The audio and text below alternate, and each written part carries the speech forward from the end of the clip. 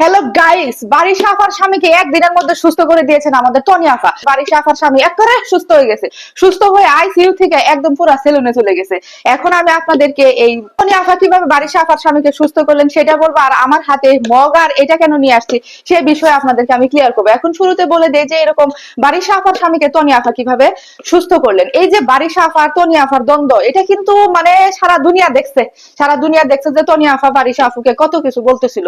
তারপরে বারিশা আফা কিভাবে করে খোঁচা দিয়ে টনি আফুকে পোস্ট করতেছিল। এই খোঁচাখুচি শেষে এখন যখন টনি আফুর একটি খারাপ সময় চলতেছে, তখন বারিশা আফু স্ট্যাটাস দিয়ে জানিয়েছিল যে তার অভিশাপে নাকি এরকম হচ্ছে, তার কাছে যদি ক্ষমা চায় তাহলে নাকি টনি আফুর আর এগুলো হবে না, এরকম বলতেছিল। ইতিমধ্যে কিন্তু বারিশা আফার স্বামী হঠাৎ করে ডেঙ্গু আক্রান্ত হয়ে নাকি আরো কি হয়ে আরো নানাবিধ কারণে নাকি হঠাৎ করে সে আইসিইউতে ভর্তি হয়ে গেছে। ভালো কথা, আইসিইউতে ভর্তি হয়েছে সে। বারিশা আফা কিন্তু ক্ষণে ক্ষণে একটু পরে পরে কিন্তু তার স্বামীর যে পোস্ট, তার স্বামী এখন কি অবস্থায় আছে, তার স্বামী এখন কিভাবে নিঃশ্বাস নিচ্ছে, তার স্বামীকে সে কিভাবে খাওয়া দিচ্ছে, তার স্বামীর কি আপডেট, সবগুলো কিন্তু একটু পর পর জানাইতেছিল।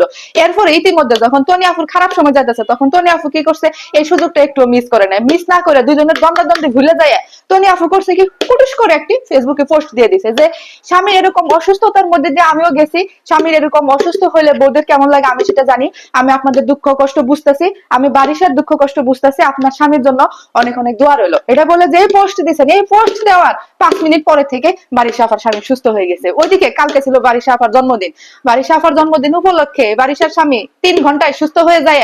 তারপরে কি করলো, ডাইরেক্ট সেলুনে চলে গেল। সেলুনে চলে যায় সুন্দর করে একদম মানে গোফ টোপ দাড়ি টাড়ি কেটে সুন্দর করে একদম তেল পালিশ হয়ে যায় সেরে বারিশা আফুর সাথে কেক কাটলো এবং সে এখন সুস্থ। খুব ভালো কথা, একটা মানুষ অসুস্থ হয়ে থাকুক সেটা চাই না, সে সুস্থ হোক সেটা সেটা চাই। কিন্তু এখন কথা হচ্ছে যে আমি এগুলো কেন নিয়ে এসে তাদের কথা বলতেছি। এগুলো নিয়ে আসার কারণ কি জানেন, এই যে তাদের দ্বন্দ্বাদ্বন্দ্বী ছিল, এই যে তাদের শেখ হাসিনা খালেদা যে একটা মনোভাব, এগুলো কিন্তু গেছে অনলাইন থেকে কিন্তু গরম করছে। তাদের যে এই যে এত লক্ষ লক্ষ ফলোয়ার, এই লক্ষ লক্ষ ফলোয়ারদের তারা কি শিখাইছে, ঝগড়া করা শিখাইছে। একজন আরেকজনের পিছে কি করছে, খুচাখুচি করা শিখাইছে। ভালো কথা, খুচাখুচি করা শেষ। এখন আমি এগুলো নিয়ে আসছি তাদেরকে একটু ধুয়ে দিতে। অনলাইনে দেখি অনেকেই বলে যে অনেকে সাবান ছাড়া ধুয়ে দেয়। সাবান ছাড়া আবার কিভাবে মানুষকে ধুয়ে দেয়? সাবান ছাড়া কি ধোয়া যায়? আমার মাথায় এটা কোনোভাবে ধরলো না। পরে আমি কি করলাম, সাবান ছাড়া ধোয়ার জিনিস তো এটা, তারপরে এটা সাবান ছাড়া তো এগুলা দিয়ে ধোয়া যায়। পরে আমি ঠিক করলাম যে সাবান ছাড়া এই দুইটারে, এই বারিশা আর টনিরে এই সাবান ছাড়া ধোয়ার এই দুইটাই পথ, এই দুইটাই উপায়। এই জন্য আমি সাবান ছাড়া ধুইতে এই দুইটার জন্য এই দুইটা নিয়ে আসছি। এখন যাই হোক, তারা যেন মিলেমিশে থাকে, তারা যেন এরকম ঠুকরা ঠুকরি আর না করে, তারা যেন এই ধরনের ঝগড়াঝাটি আর না করে, অনলাইন পরিবেশটা যেন একটু সুস্থ সুন্দর ক্লিন থাকে, একদম ঝকঝকে তকতকে থাকে।